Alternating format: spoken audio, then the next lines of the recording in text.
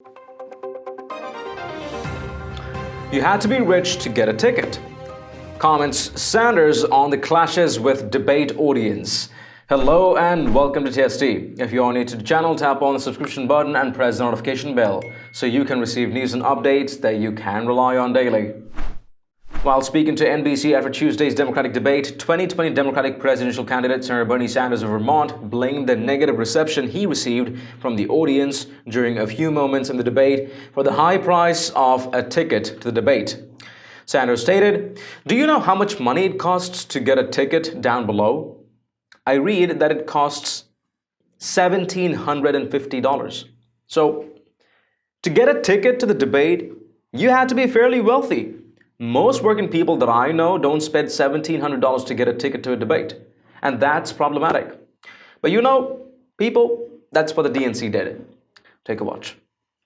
Debate forums tonight. But it was good. Look, when you win the popular vote in Iowa and you win the Hampshire primary and you win the Nevada caucus, guess what? People go after you. I got that.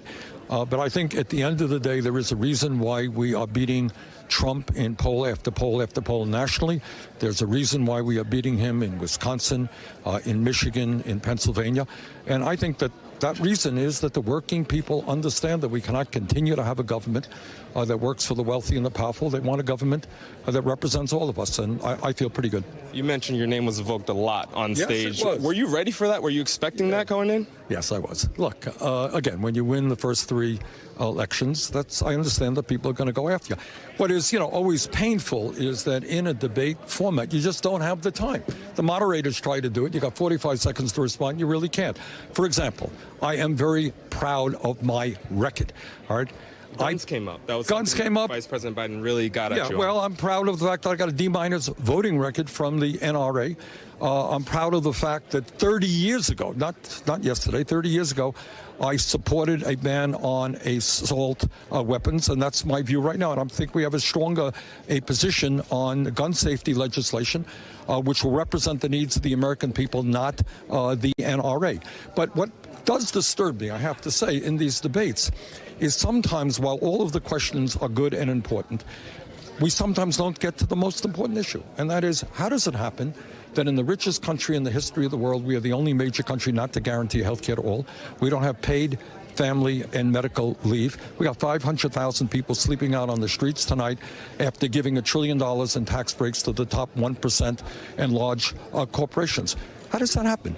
And it happens because in America today, you have a billionaire class that has incredible economic and political power. Now, I know that's something the corporate media doesn't like to talk about. Certainly, we don't talk about it in Congress. But in the last 3 years, Michael Bloomberg himself has seen his wealth increase by $15 billion. And yet half of our people are living paycheck to paycheck. That is an issue that we didn't talk about. In this debate, the last debate, the debate before. That is an issue we have to talk about. Tell me about the moment that we saw where it seemed like you were almost arguing with the crowd or debating with the crowd at one point. What was that about? Okay, that's an interesting question. Do you know how much money it costs to get a ticket down below? How much? I read that it costs $1,750. So to get a ticket to the debate, you have to be fairly wealthy. Most working people that I know don't spend $1,700 to get a ticket to a debate, and that's problematic. But, people, that's what the DNC did. But at the end of the day, I felt very good about the debate because I think, my opponents raised a whole lot of issues, and I think we were able to fight back effectively. I'm still standing. And I'm looking forward to the South Carolina primary on Saturday and Super Tuesday on Tuesday. One thing that Mayor Pete brought up that you didn't get to address directly, he said, how can you lead a revolution when you're not willing to lead a change in the filibuster rule? I'm paraphrasing there, but I want to give you the opportunity to respond to that. Here is a promise that I make. For all of the major legislation that I want to see passed, criminal justice reform, ending the absurdity of having more people in jail than any other country, legalizing marijuana, passing Medicare for all, passing strong immigration reform. We will do that with 50 votes plus the Vice President of the United States. We use the Budget Reconciliation Act. We could use other Senate rules to do that. But in terms of the filibuster, here's the problem. If you get rid of the filibuster tomorrow, then the United States Senate becomes like the House of Representatives. And I think the founding fathers of this country were not stupid. And they said, good, we're going to create the House, the majority rules. In the Senate, it's going to be a little bit different.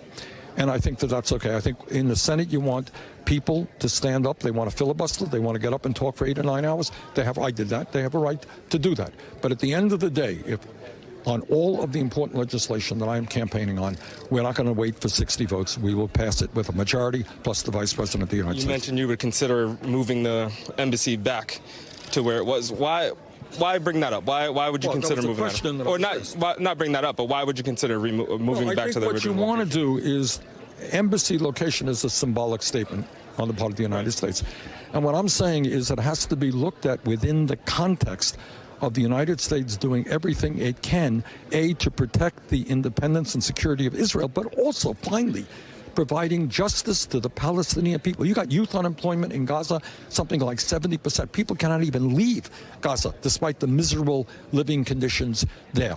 And my foreign policy will be to say to the Israelis, to say to the Palestinians, you know what, we're going to start working this stuff out. But it cannot just be a one-sided policy pro-Israel. It has to consider the pain and the suffering of the Palestinian people as well. Anything happen on that stage to stop your momentum? I think we did just fine, and I think the issues that we're talking about, raising that minimum wage to a living wage, $15 an hour, making sure that every kid in this country has the opportunity to go to college regardless of income, demanding that the wealthiest people in this country start paying their fair share of taxes. I think that's an agenda supported by the American people. I think that's going to get us past the goalpost. You can define Bernie with one word: anti-wealth. It doesn't matter to Bernie whether you've earned it through an honest, righteous earning. He'll go after you no matter what. He'll strip you of your hard-earned wealth and livelihood, and on the other side, he'll amass wealth for himself, just like the rest of his kind do. Let me know your thoughts and reactions in the comments down below, and haven't you checked out the official TST store yet? It has a decent collection of Patriot-themed custom t-shirts, sweatshirts, mugs, phone cases, and lots more. Make sure to take a look and maybe help us out picking some products for yourself and your loved ones at great prices. It does make a huge difference to what we're doing here. Link in the description below.